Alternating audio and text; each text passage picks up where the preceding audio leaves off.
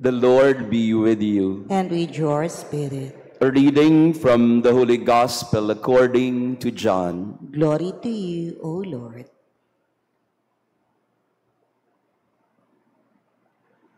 Jesus said to Nicodemus, just as Moses lifted up the serpent in the desert, so must the Son of Man be lifted up, so that everyone who believes in him may have eternal life.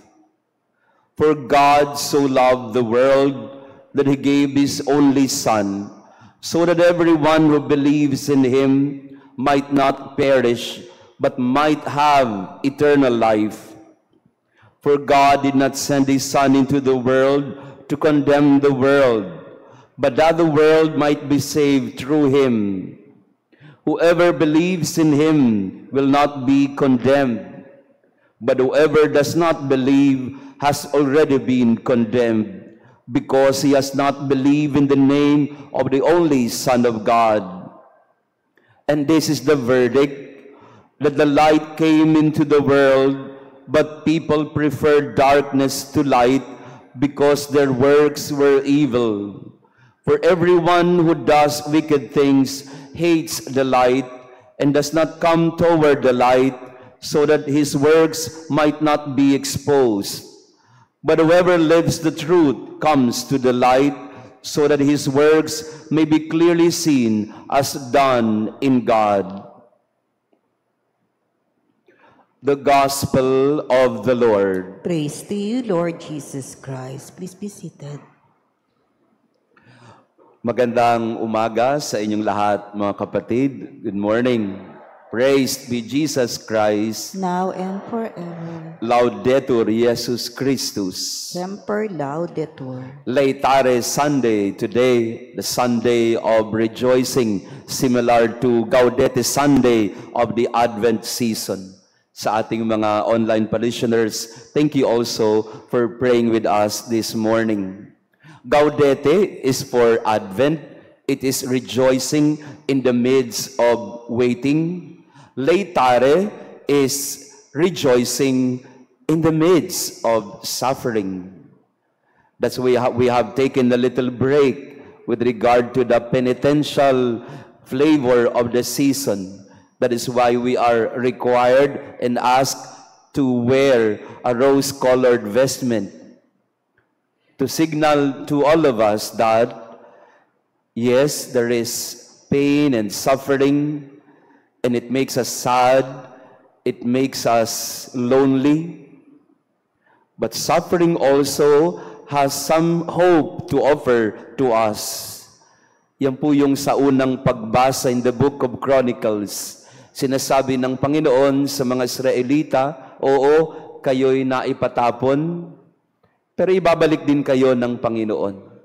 Gagamit pa nga siya ng isang hari, na isang dayuhan, para kayo ay makabalik sa inyong bayan. Yes, there is pain, there is suffering and loneliness, but God will put an end to it. He will hear your prayers.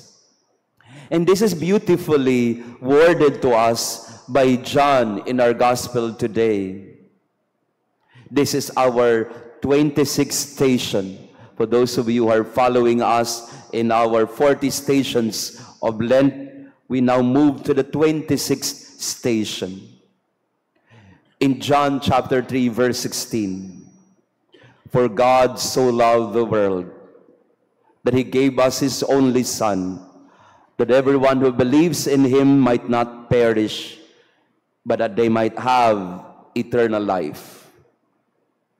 The 26th station, the greatest gift of God, the gift of his Son. For God so loved the world that he gave us his only Son. Minsan po ay may isang pag-aaral na ginawa ang isang research institution. Tinanong po nila, bawat bansa po ito, country per country, what is the most popular verse in the Bible in your country? Yun po yung tanong nila. Ano yung pinaka-popular at kilalang verse ng Biblia sa inyong bansa? Guess what? ano yung most popular verse in the Bible all over the world? Yan, obviously, John 3:16.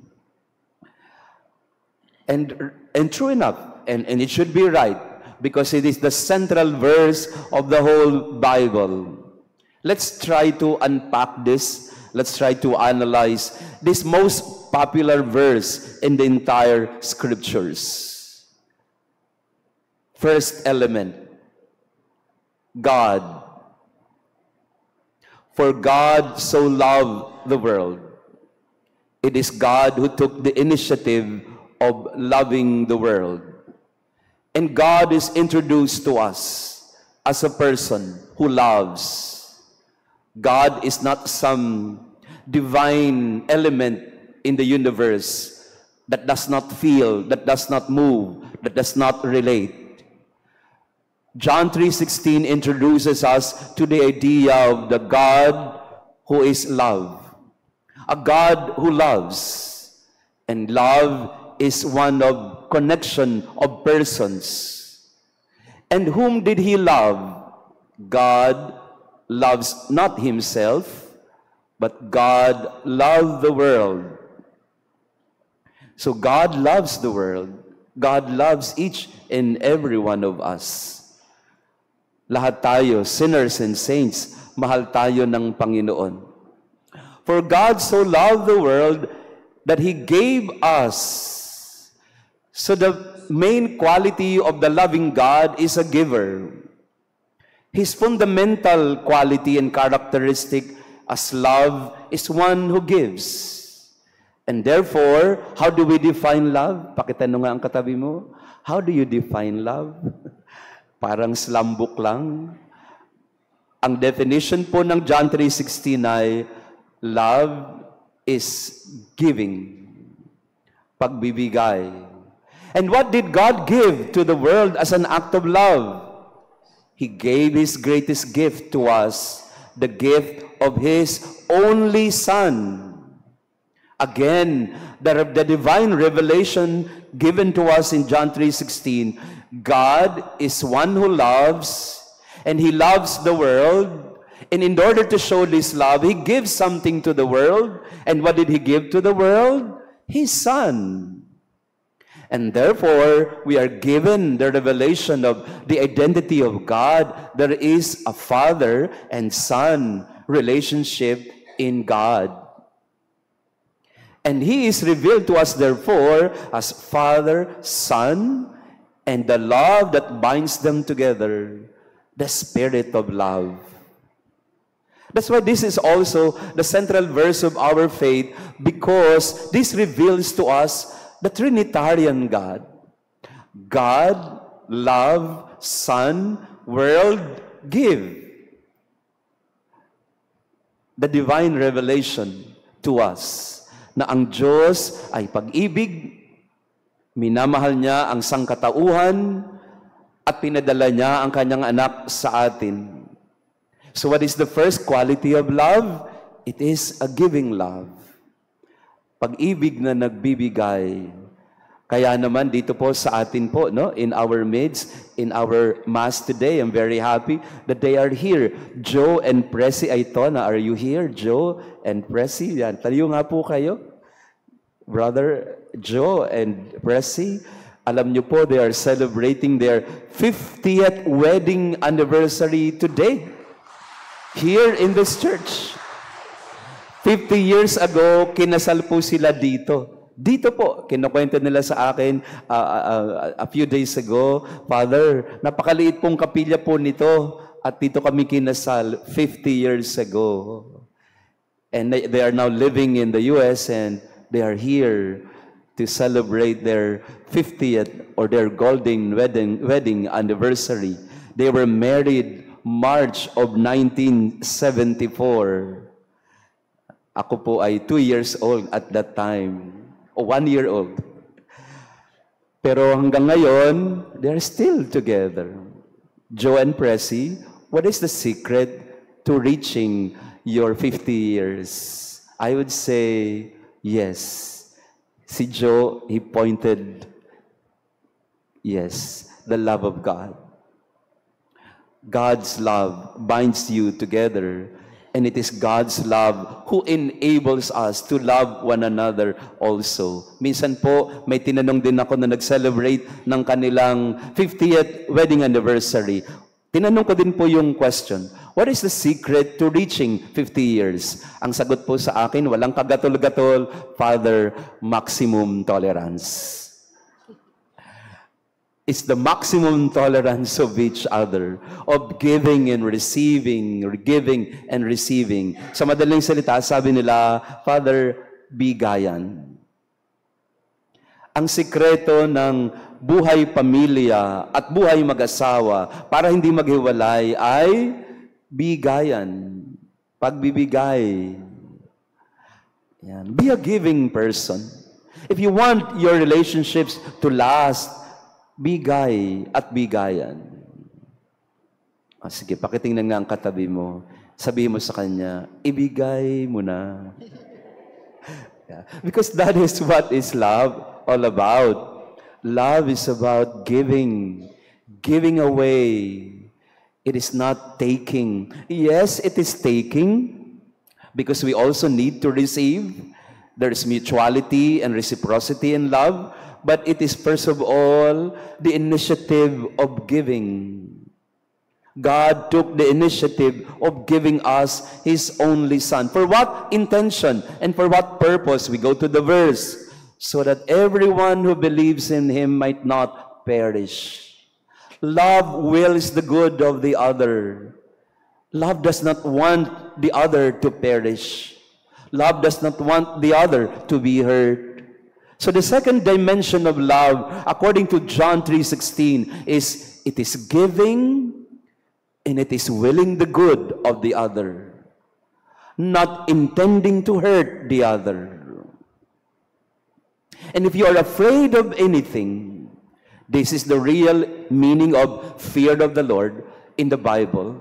The real meaning of fear in the Bible is you're afraid to hurt the one you love. That's love. Aside from giving, love is also afraid of hurting the other. Ayokong masasaktan ko siya. Kaya lahat ng bagay gagawin ko para hindi ko siya masaktan. Love wills the good and not the hurt or pain inflicted on the other. Pakisabi ulit sa katabi mo, hindi kita sasaktan. Bibigyan kita at hindi kita din sasaktan. I will be very careful with my words. I will be very careful with my actions because I don't want to hurt you. And if at all sometimes I hurt you by my words and by my actions, I'm ready to say sorry all the time. Sorry, hindi ko sinasadya. Sorry, nasaktan kita. That's the last thing I would like to do to you because I love you. Di bang sarap mapakinggan po niyan? Somebody tells you, I love you so much, I don't want to hurt you. And if hurt happens, I'm ready to accept. And I am ready to say sorry. Intention of love is not to hurt. It is to do the will and to will the good of the other. And the last dimension of John 3:16, it is not just giving, not just loving, it is not just willing the good, it is also providing life that they might have life eternal. Ang totoong pag-ibig, nagbibigay buhay. Hindi lang siya hindi nananakit, siya rin ay nagbibigay ng buhay. I want you to live.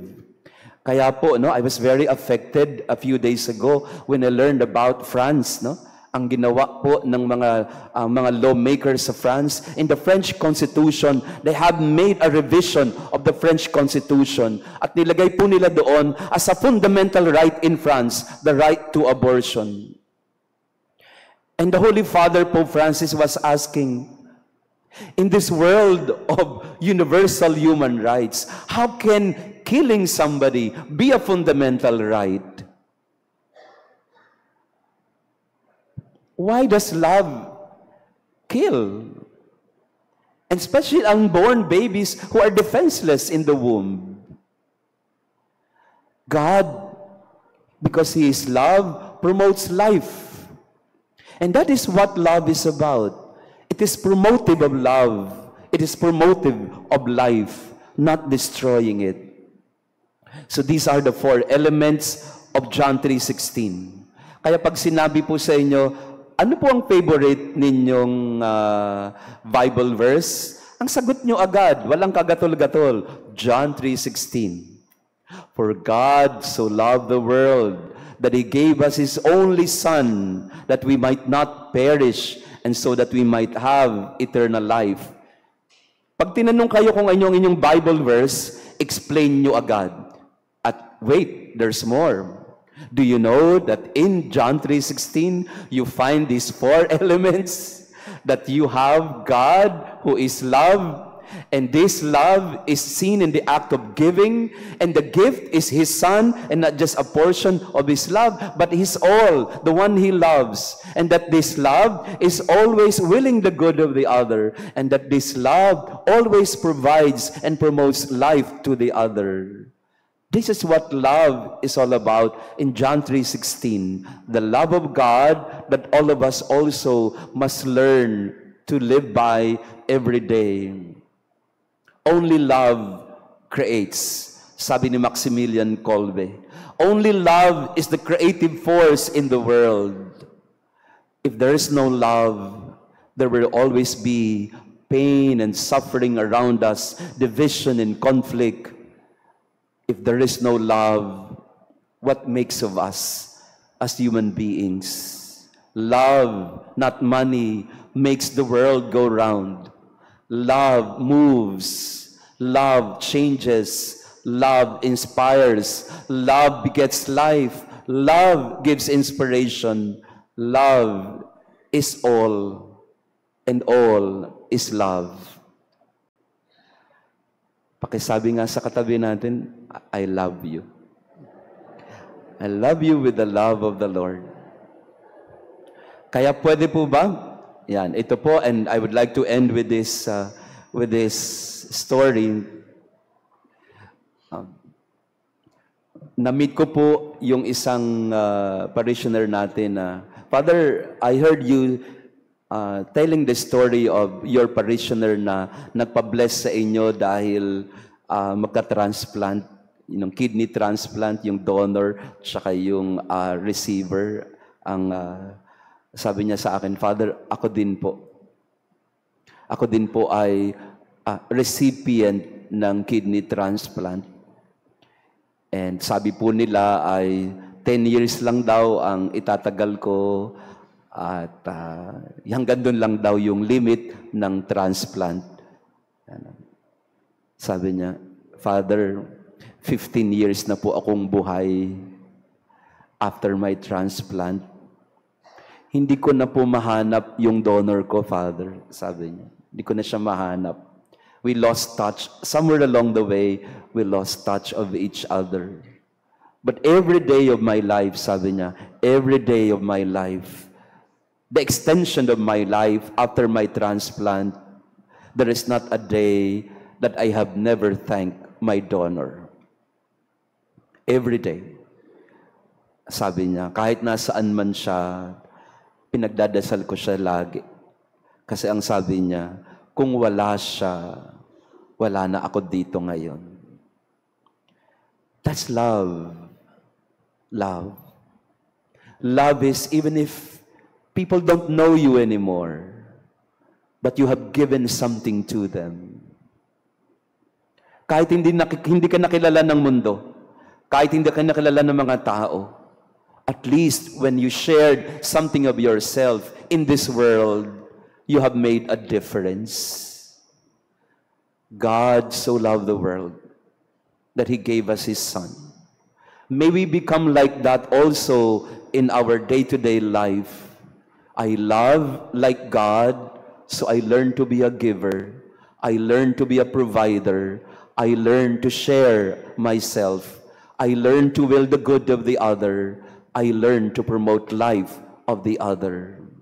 I don't want to destroy. I don't want to hurt. I want to be an instrument of love. John 3:16, no wonder, is the most popular verse in the entire Bible because our life depends on it. God's love.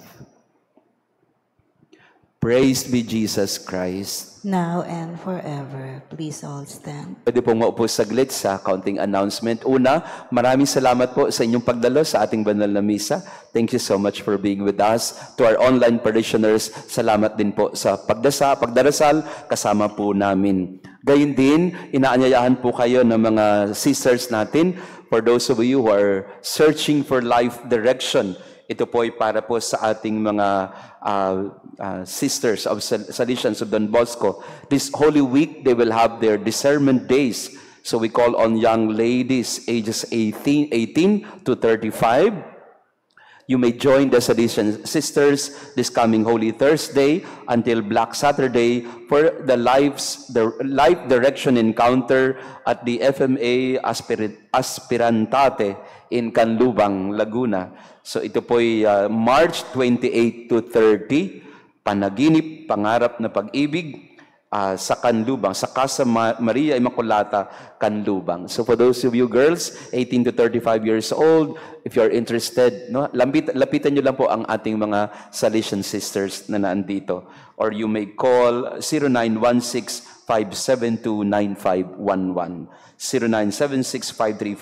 0976-535-3906. So yun po yung mga ladies o mga kabataang babae na gusto pong mag-retreat ngayon pong darating na Holy Week. You may go to this retreat. Gayun din po, inaanyayahan namin po kayo ulit, yung mga nais may pabinyagan ng adult baptism. Ngayon pong Easter Vigil po natin, baka meron po kayong kilala o kapamilya, kapitbahay na hindi pa ho nabibinyagan, you may refer them to our parish office. And lastly, March 16, ngayon pong Sabado ay ang atin pong Parish Lenten Pilgrimage. Tayo po ay hindi ko po alam kung anong gagawin natin, pero tayo po ay halos 800 na tao. Hindi ko alam kung anong gagawin natin. Pero ganito po ang gagawin natin, ha? Announcement. Una, make sure na nakuha nyo na po ang inyong paraphernalia for the pilgrimage sa ating parish office. Meron po dong t-shirt na inyong isusuot, ang isang sling bag na doon nyo ilalagay ang inyong mga prayer book at saka yung iba pang mga kailangan natin ticket para po sa... So ano na po kayo? Seated na po kayo sa bus, kaya hindi na po tayo magkakagulo. May seat number na po kayo sa bus. At walang mang-aagaw ng seat, ha? Kasi naranasan ko yan. Anyway, so sa Saturday po, aalis po tayo ng alas 6 ng umaga, 6 o'clock.